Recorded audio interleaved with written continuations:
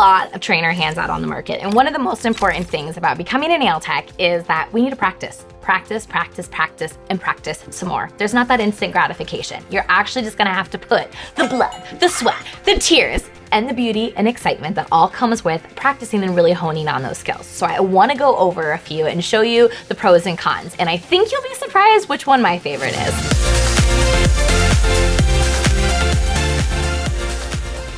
I like the maneuverability of this hand where I'm actually able to separate and bend the fingers. So this is gonna be more realistic to actually how I can hold a client's hand while I'm e-filing, okay, which is really important. Some of the things that I don't like about it is getting realistic feedback. Because this nail plate is a lot thicker and because it really sits on top of this fingertip, it's not really going to create any kind of lateral groove. So if I fall off track a little bit, it's not gonna show me right away that I've scuffed this up.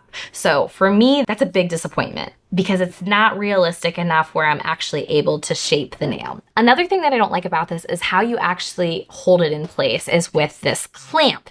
Now, the clamp is great is if you have a overhang table that has a little bit of a lid. But if you don't, or it's too thick, this makes it very clunky to try to maneuver, and then you have this big arm that you're trying to work with. So overall, the nail trainer hand, I think, is okay. The affordability really has a range. I've seen these as low as $25 all the way up to about $160. So for $160 for me, this would be a hard no. Around that $50, yeah, I could get you through. Here I have one of those silicone hands that look very lifelike, and you can get them in different tones of skin. I think they make an awesome prop to really make nails come alive when you're taking photos. But when it comes to actually functionality for learning how to do nails or to shape them with an e-file, I think they're really expensive for that purpose. So you get good feedback. When I'm e-filing and I have a tip inside, I'm going to know fairly quickly when I hit the silicone. But for the price point, if I start to chew this up, it's not aesthetically gonna look pleasing any longer, and I do not have a way of fixing it. Now, let's talk about maneuverability. One of the things I really like about the silicone hands is they have wires inside. So you have to be really careful to not overwork with it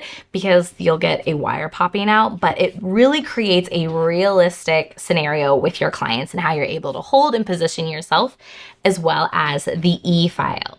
These are at a higher price point. You're talking $75 to $150. With that being said, I like taking photos with them, but once I chew this up, and like I said, I'm practicing, I'm putting product all over it, as well as hitting it with an e-file, don't think it makes the best actual practice hand, but definitely should add one of these for photos. I don't have a lot of positive things to say about this hand. The biggest thing for me is the maneuverability. The hand is so stiff, I cannot manipulate it so it actually feels like a realistic scenario, which is really important when we're building our confidence. We want to feel like we're actually holding somebody's hand and where to place our e-file as well as our hand position. It's also hard to get a tip to stay in, that anytime I start to apply pressure, it wants to come out, and it's super small. It's very affordable. You're looking at the $5 to $7 range, but actually I think it's gonna teach you more bad habits and not increase your confidence. So for me, this hand is a no-go. So now I'm ready to show you guys my favorite hand, the most cost-effective hand. It is the good old rubber glove and flower. My favorite thing about this glove is the maneuverability. Anytime that I'm holding it, I feel like I'm actually have some weight.